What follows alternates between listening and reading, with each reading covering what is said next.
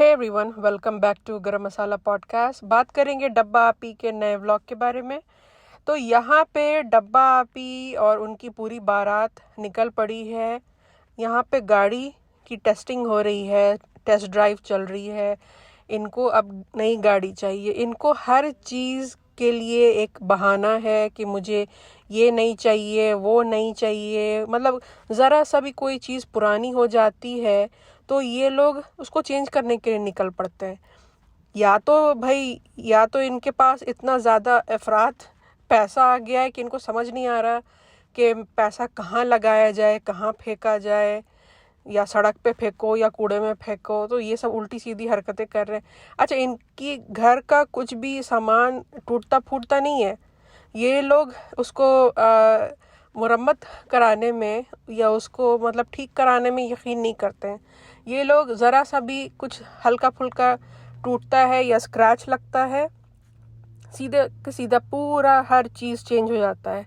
घर में अगर गंदगी है तो उसको सफाई नहीं होगी, पूरा का पूरा अंदर का डेकोर और हर चीज़ चेंज हो जाएगा। तो ये डब्बा आपी की पुरानी आदत है।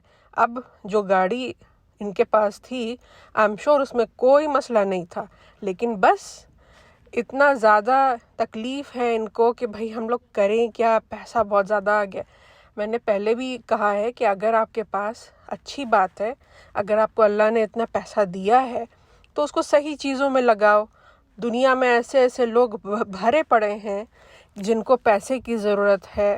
गाज़ा में बच्चों के साथ क्या हो रहा है ये किसी से नहीं छुपा हुआ है। आप ऐसे लोगों तक पैसे पहुंचाओ जिनको ज़रूरत है। आप अपने ही घर में आप अपनी नानी का हाल देखो, उनका घर देखो, उनका रूम देख करके अफसोस की बात है कि उनका रूम इस तरीके से था। तो उन सब चीज़ों में हेल्प करो। ये सब गाड़ी और फलाना ढमकाना, भाई समझ में आ गया कि आप लोग बहुत सक्सेसफुल हैं, बहुत पैसा है आपके पास, लेकिन सही जगह लगाओ यार। ये फालतू चीज़ें, हर 6 महीने पे चीज़ें बदलना, हर 1 साल पे चीज़ें बदलना। गाड़ी कौन बदलता है 1 साल में या 2 साल में? मुझे तो याद भी नहीं कि कब आई है इनकी लास्ट गाड़ी। लेकिन कोई भी चीज़ ये लोग रखते ही नहीं है, किसी भी चीज़ पे टिकते नहीं हैं। पता नहीं एक दूसरे पे कैसे टिके हुए हैं। फ़नी तो इस पे टेम्पररी तक टिका हुआ है, जब तक पैसा है डब्बा के पास। वो तो मुझे पूरा डाउट है कि इसके पास जहाँ पैसा कम होना शुरू हुआ वो अपना बोरिया बिस्तर बांध के निकल लेगा। अच्छा, एक और चीज़ जो आप अभी नोटिस करो कि इस क्लिप में डब्बा हाफ स्लीव शर्ट पहन करके घूम रही है, सर पे इसके दुपट्टा है, ठीक है। अब पता है हो क्या रहा है, कि हो ये रहा है ना कि इसने नौटंकी तो कर लिया हिजाब का कि मैं हिजाबन हूँ, ये है, ऐसे है और वैसे है। अब इससे हो नहीं रहा है। सच बात यही है कि अब इससे हो नहीं रहा है। अब ना ये छोड़ते बन रही है, ना उसको रखते बन रही है। भाई या तो तुम हिजाबी हो तो हिजाबी की तरह बिहेव करो, उसी की तरह कपड़े पहनो। अगर आप हिजाबी नहीं हो तो एक दफ़े हटा दो, इट्स ओके, कोई कुछ नहीं बोलेगा। लेकिन यहाँ पे ये है ना कि इसने इतना लंबा इस नाटक को खींच दिया। ये अगर पहले ही आके बोल देती कि भाई मैंने ट्राई किया, मुझसे नहीं हुआ, आप मुझे माफ़ कर दीजिएगा, तो लोग शायद फिर भी इसको ना बख्श देते। अब चूँकि इसने इतना इस चीज़ को लंबा कर दिया, लंबा खींच दिया, अब लोग भी समझ चुके हैं कि इससे नहीं हो पा रहा है। इसका आए दिन बाल दिखता है। हिजाब ये तब करती है जब किसी इवेंट पे जाती है, ऐसा नहीं होता है। हिजाबी इंसान जो होता है ना, वो जब भी कैमरे के आगे आपको दिखेगा वो हमेशा हिजाब में दिखेगा। ऐसा अपने मर्जी से नहीं होता है कि जब दिल चाहा हिजाब लगा लिया और फिर हिजाब हटा करके फिर दुपट्टा सर पे रख लिया, ऐसा नहीं होता है। हिजाब का मतलब ये होता ही नहीं है। मैंने पहले भी बोला अपने वीडियोस में। तो यहाँ पे पूरा फुल ऑन मजाक बन रहा है हिजाब का।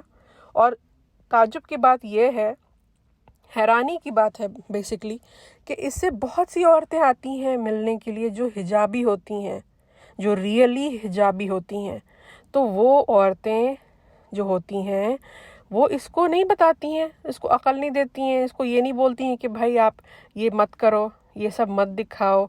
वो भी आती हैं बस ही करके चापलूसी करके तस्वीर खिंचा के चली जाती हैं। भाई आप, वो कोई सेलिब्रिटी वो नहीं है, वो कोई मूवीज़ में या टीवी में काम करने वाली सेलिब्रिटी नहीं है।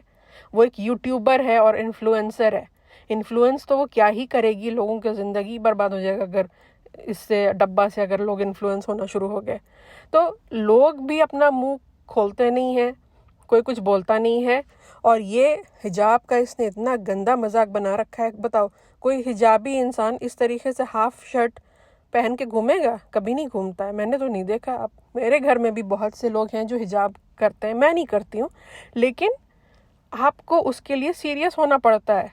ये मजाक नहीं है, ये आप अल्लाह के लिए कर रही हैं, तो इसको आप सीरियसली लें। या तो आप करिए या तो मत करिए। अब यहाँ पे मसला ये इसके साथ है कि इसको अब इससे हो नहीं रहा है, ठीक है, इससे हो नहीं रहा है। और अब ये सोच रही है कि इसको ख़त्म कैसे किया जाए, क्योंकि अब अगर ख़त्म करेगी ना तो बहुत गालियाँ पड़ेगी। लोग बोलेंगे कि हाँ देखो, मैंने तो बोला था कि ये जो है वो, मैंने तो ये बोला था कि ये 420 औरत है, इसकी पूरी फैमिली जो है 420 है। तो वो चीज़ दिख रही है कि ये लोग बोलते कुछ और है और करते कुछ और हैं। अच्छा जी, यहाँ पे डब्बा आ चुकी है खुशामदीद, और यहाँ पे हो रही है दिवाली की डेकोरेशन। एक तो पहली बात ये है कि आप पीछे नोटिस करो कि पूरा खाली है, और डब्बा क्या कह रही है कि क्लोजिंग टाइम है। वो अल्लाह बेहतर जानता है कि क्लोजिंग टाइम है या इनका पूरा खाली है मामला। ये बहुत बड़े झूठे हैं, ये लोग कुछ भी कर सकते हैं। अच्छा, और दूसरी चीज़ ये कि हर चीज़ इनका एंड मौके पे एकदम एंड में क्यों होता है। दिवाली का तो आपको पहले से पता है कि किस दिन होने वाली थी, तो आप पहले डेकोर कराते। यहाँ पे मेरा ख्याल है ये दिवाली वाला ही दिन है, क्योंकि इसी ड्रेस में ये डब्बा जो मैडम और जनाब, मैडम की जो अम्मी हैं, उनके घर दावत पे ये लोग गए हैं, और ये सेम ड्रेस में रिज़ा भी है और सेम ड्रेस में डब्बा भी है। इसका मतलब ये हुआ कि ये दिवाली का ही दिन है। तो दिवाली के दिन तो डेकोरेशन नहीं होती है, वो पहले हो जाती है। हर काम इनका एंड में क्यों होता है? इनको कहीं जाना होता है तो लेट पहुंचते हैं, एंड में तैयार होते हैं। ईद बकरीद में इनको कुछ लेना होता है तो एक रात पहले सारी चीज़ें इनको लेनी होती हैं। कहीं इनको जैसे मदाहा जाना होता है तो एन मौके पे इनको याद आती है कि इनके पास टिकट नहीं है, एन मौके पे ये टिकट खरीदते हैं। हर चीज़ इनका एंड में होता है। किसी को गिफ्ट देना होता है, किसी के इवेंट में, फंक्शन में, बर्थडे में, शादी ब्याह में जाना होता है, तो वहाँ पे देने के लिए ये एंड में हर चीज़ खरीदती है। हर काम इसका एंड में होता है। अच्छा, यहाँ पे डब्बा पहुँच जाती है अम्मा के साथ और रिज़ा के साथ रेनू आंटी के घर पे, क्योंकि यहाँ पे होती है दिवाली की दावत। और यहाँ पे ये डब्बा और रिज़ा दोनों कहते हैं, अरे ये तो कितना चेंज हो गया, ये हो गया, वो हो गया। आपने अगर इनके पुराने व्लॉग्स अगर स्टार्टिंग से देखा है तो आपको एक चीज़ आप नोटिस करना कि ये लोग कितनी ज़्यादा गंदगी में रहते थे, कितने ज़्यादा अनहाइजेनिक तरीके से रहते थे। एक चीज़ तो माननी पड़ेगी कि ये जो आंटी हैं, जो मैडम की जो मदर हैं रेनू आंटी, इन्होंने नक्शा ही चेंज कर दिया, बिल्कुल चेंज कर दिया पूरे घर का। अब घर जो है वो कितना खुला खुला लगता है और कितना साफ़ सुथरा, बहुत एकदम क्लीन।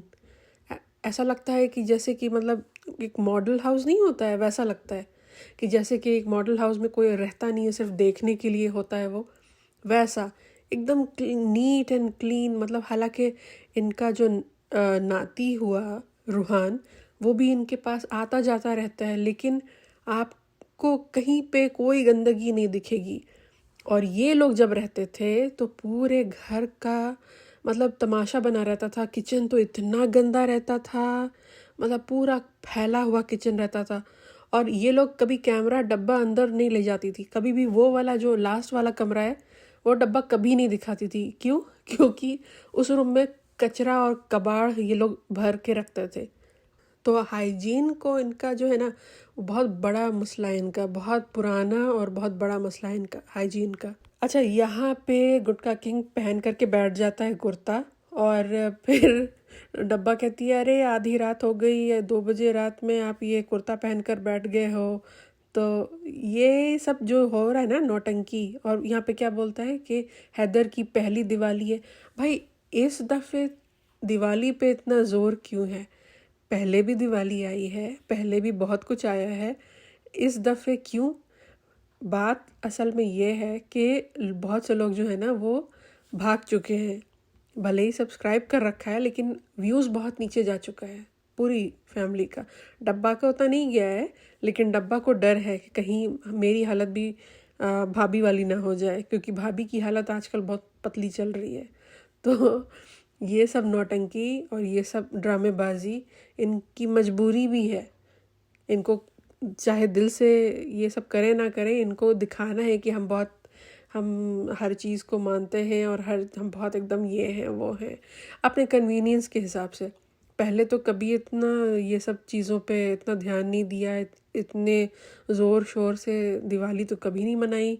इस साल क्या बात है, इतने सारे लोग मनाए जा रहे हैं दिवाली। चलो अच्छी बात है, मनाओ, लेकिन हर साल मनाओ।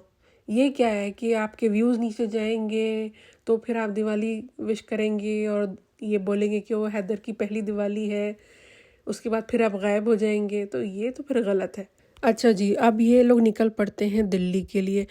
देखने वाली इंटरेस्टिंग बात यह है कि एक बूढ़ी और ज़ईफ़ औरत जिनकी एज 90 से कम नहीं है, उसको भी उठा करके ये डब्बा ले जाती है अपने साथ। क्यों भाई? मतलब कि दिल्ली तक जाना, वो भी ट्रेन से, मुंबई से, कोई आसान काम नहीं है, क्योंकि ये कुछ घंटों का सफ़र नहीं है, ये बहुत लंबा सफ़र होता है।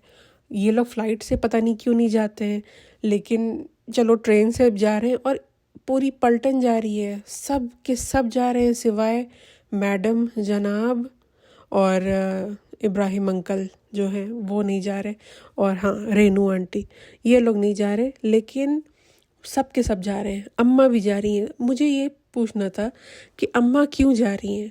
अम्मा इतनी बूढ़ी औरत, वो कहाँ से इतना चलेंगी? क्योंकि आई एम श्योर कि दिल्ली में काफ़ी चलना होगा।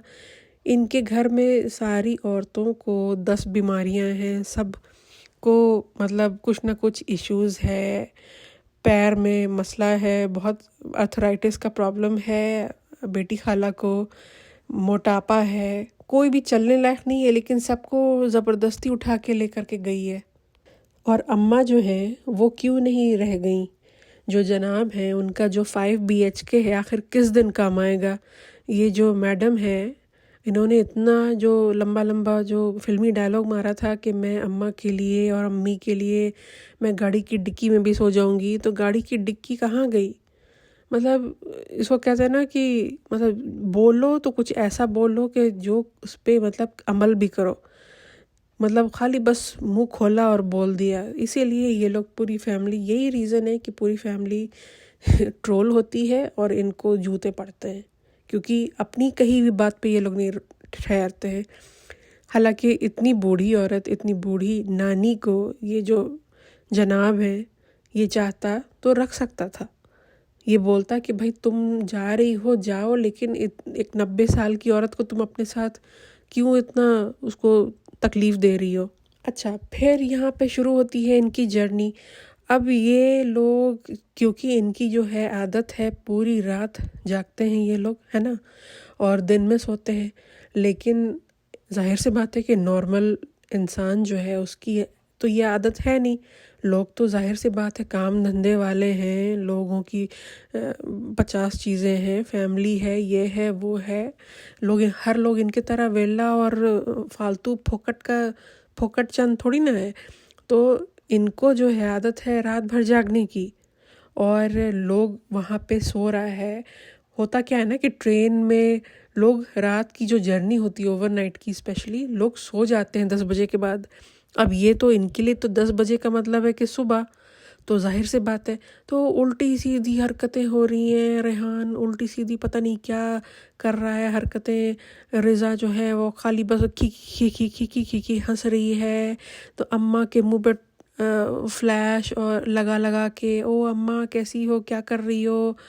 फिर रेहान के मुंह पे फ्लैश।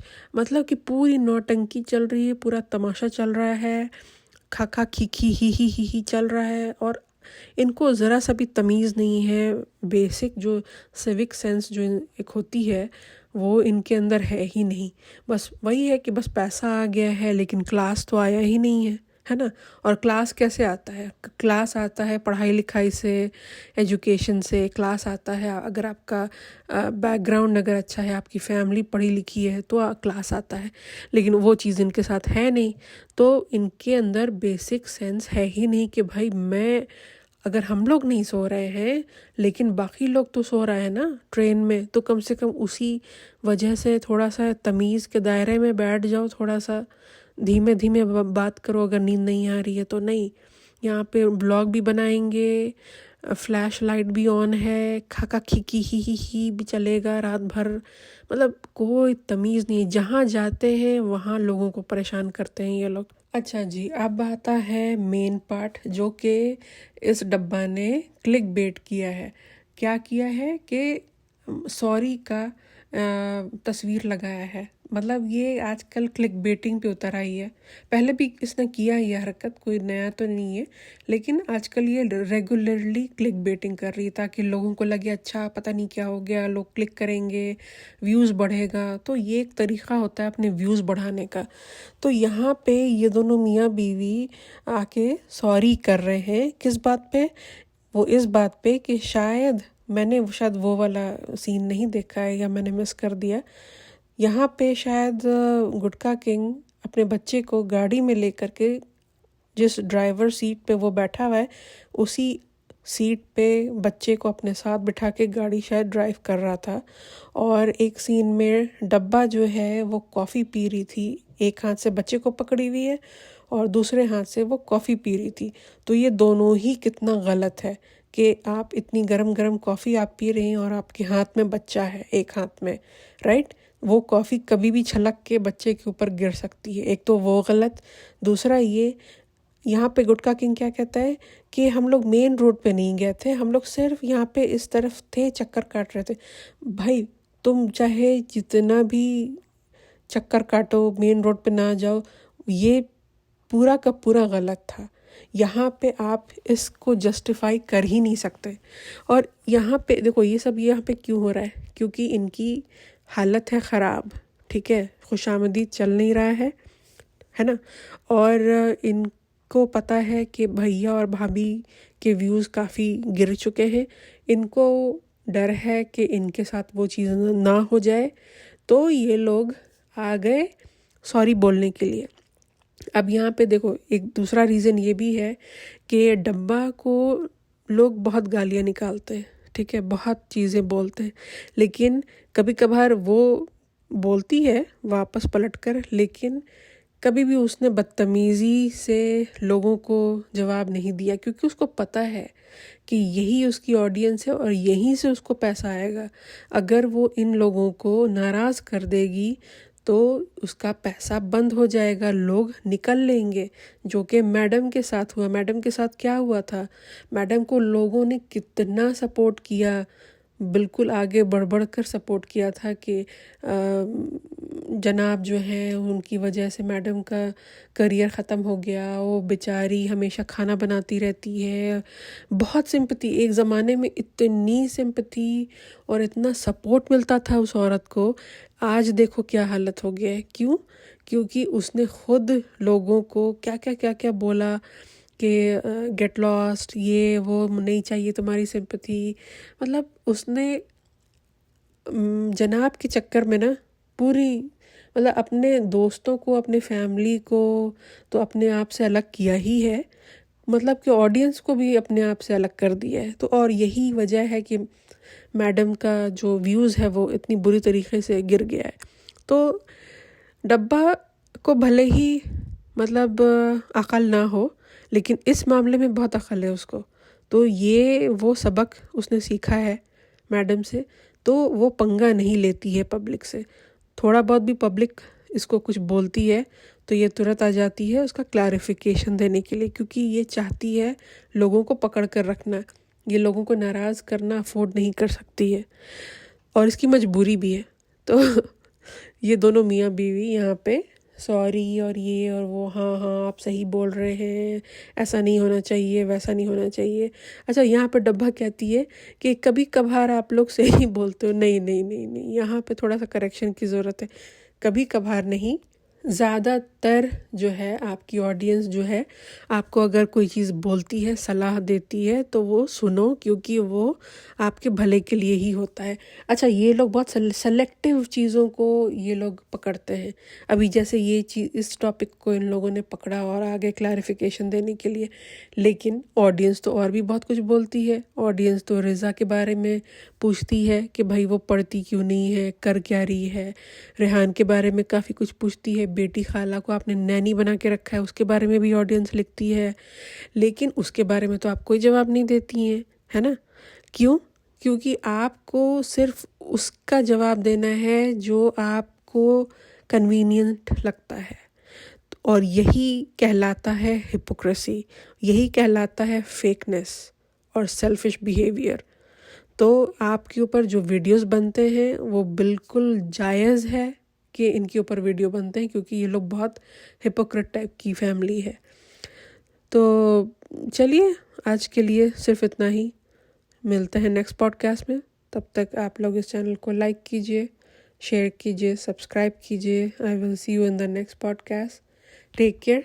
अल्लाह हाफिज़।